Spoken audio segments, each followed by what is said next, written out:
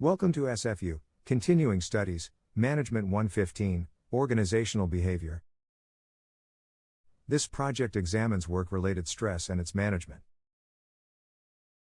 This is Assignment 3, Group 5, and the creators are Justine Clark, Christina Sindhi, Shalane Walsh, Melody Aberta, and Joe Harrison. Stress is a fact of life, wherever you are, and whatever you are doing. You cannot avoid stress, but you can learn to manage it, so it doesn't manage you.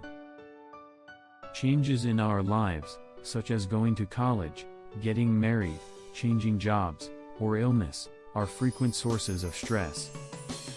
Learning to do this takes time, and although you cannot avoid stress, the good news is that you can minimize the harmful effects of stress, such as depression or hypertension. The key is to develop an awareness of how you interpret and react to circumstances. This awareness will help you develop coping techniques for managing stress.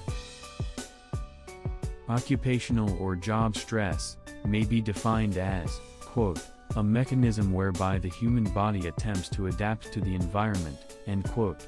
The body has a normal mechanism for dealing with stressful situations that is known as the fight or flight response.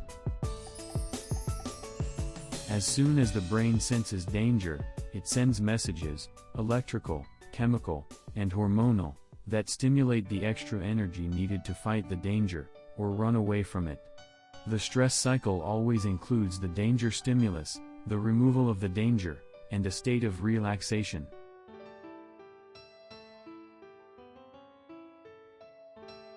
It accounts for much of the physical illness, substance abuse, and family problems experienced by millions of workers. Occupational stress and stressful working conditions have been linked to low productivity, absenteeism, and increased rates of accidents, on and off the job. Rewarding work is an important and positive part of our lives.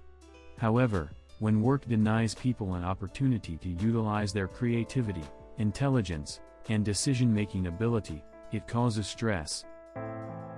The traditional response of management has been to blame the victim, defining stress as an individual or personal problem that workers bring from home to work. In contrast to this approach, that blames people for their inability to fit into an inhumane work environment, it is important to analyze the structure of job requirements and social relationships at work as the primary sources of stress. As noted in this introduction, you can learn to manage stress. The first step is understanding yourself better, how you react in different situations, what causes you stress, and how you behave when you feel stressed. We will review in detail the different stages of stress management. There are many strategies that can help control stress and reduce its impact to a person or in the workplace. Since the causes of workplace stress vary greatly, so do the strategies to reduce or prevent it. Workplace stress is the harmful physical and emotional responses that can happen when there is a conflict between job demands on the employee and the amount of control an employee has over meeting these demands. Something happens, either a big event or a buildup of smaller events, and it causes us to react. Stress isn't really about what's happening on the outside, it is all about what's happening on the inside. Stress is a reaction to a situation. We experience stress when we don't feel safe. Maybe a workplace bully uses threats and intimidation. Or maybe the job we have is literally unsafe and we face physical danger. Stress has to do with our response to a situation. That response is determined by our perception. Our perception activates our nervous system, which activates our endocrine system. The endocrine system releases two hormones, cortisol and adrenaline, into the bloodstream. This is what causes the strong physical reaction we have to stress, such as sweating, faster heartbeat, decrease in serotonin, and decrease in sensitivity to pain. We feel our body reacting, which further agitates us, and our anxiety is made worse. This in turn reinforces our perception that we are at risk, and the cycle repeats. Stress is very real.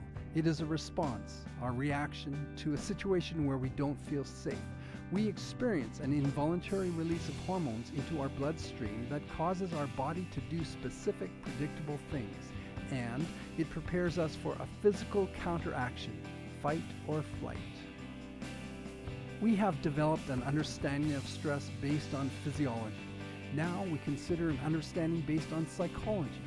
From the perspective of organizational behavior, stress can be viewed as an outcome predicted by the Mars model. A situation occurs, our perception informs our mental process, and through a complex filtering, we act.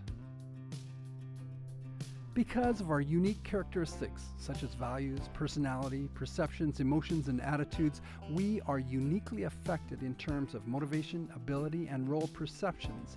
This affectedness will greatly influence our behavior and job performance. Motivation, ability, role perception, situational factors. An example. The actions of a workplace bully could grieve our self-concept and values. Immediately, direction, intensity, and persistence is weakened in that we veer away from the bully. We have no drive to help him, and we would easily give up an objective instead of being around him. Another example. If we regard the workplace as unsafe, then we are immediately struggling with role ambiguity. Moral fidelity says that if something is unsafe, we need to do something, but workplace task and performance expectations are not always clear. Yeah, we'll get it repaired, but we're not stopping work for it, could be a supervisor's response. So the Mars model tells us that if we're faced with negative circumstances beyond our control, or we're unclear the priority of our effort and attention at work, or we've lost focus and willingness, then we're going to react. Maybe quit, maybe scream at the boss, maybe shut down the job site. So here, we've engaged in analysis from two perspectives, physiological and psychological, to answer the question, what is stress? And the end result of both is the same. We perceive, we react, and this response is real and measurable in both body and mind. So how do we manage work-related stress? It starts with acknowledging your stressors. Many people refuse to acknowledge that they are suffering from stress until the consequences have become overwhelming, negatively impacting their work performance, their physical and mental health, and their relationships. Asking for help can be difficult, especially if your workplace culture is not one that fosters psychological safety. Companies can help by destigmatizing and normalizing asking for help, and by proactively coaching employees the 5 primary approaches to managing stress. Remove the stressor. Withdraw from the stressor. Change stress perceptions. Control stress consequences. Receive social support. By applying these approaches, individuals can move away from living in a hyper-aroused state of negative stress to the mild arousal state where stress becomes a performance enhancer. The first approach is to remove the stressor. For example, stressors like noisy workspaces or lack of skills can be removed by using noise-canceling headphones and taking a course to expand your skills. The second approach is to withdraw from the stressor. The extreme application of this is when employees quit their jobs, which can be very costly for companies. Companies benefit from creating corporate cultures and programs that provide employees with a way to withdraw from stressors in less extreme ways, like mandating regular lunch breaks and ensuring employees take their vacation time. Approach number 3 is changing stress perceptions. Stress is generally considered negative, but small doses of stress can be very positive. The website, heretohelp.bc.ca, points out in their wellness module that, quote, stress is more likely to result in positive outcomes if you see it as a challenge or something you can strive to overcome. It can help motivate you to work hard. Stress can also lead to positive effects if you respond with healthy behaviors that improve your situation. Companies can help by providing training to improve their employees' self-concept and self-leadership abilities. Employees can learn to focus on their strengths, use positive self-talk, and apply effective prioritization and goal-setting techniques to their work, improving confidence, which in turn reduces stress and anxiety. With approach number 4, controlling stress consequences, individuals engage in health and wellness practices to manage the physical and mental impacts of stress. This is one of the easiest approaches for companies to implement through employee assistance programs, which are offered as part of an overall benefits package and provide confidential counseling and coaching services for employees on a broad range of health and wellness areas. The fifth approach is to receive social support, where individuals look to friends, family, and coworkers to help manage work-related stress. Managers and colleagues can help an individual adopt a new perspective of a stressor or to increase skills to successfully overcome a stressor.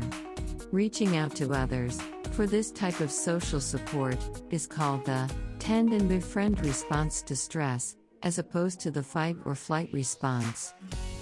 Companies support this approach by developing informal groups, which contribute to corporate cultures that foster positive and proactive workplace stress management practices.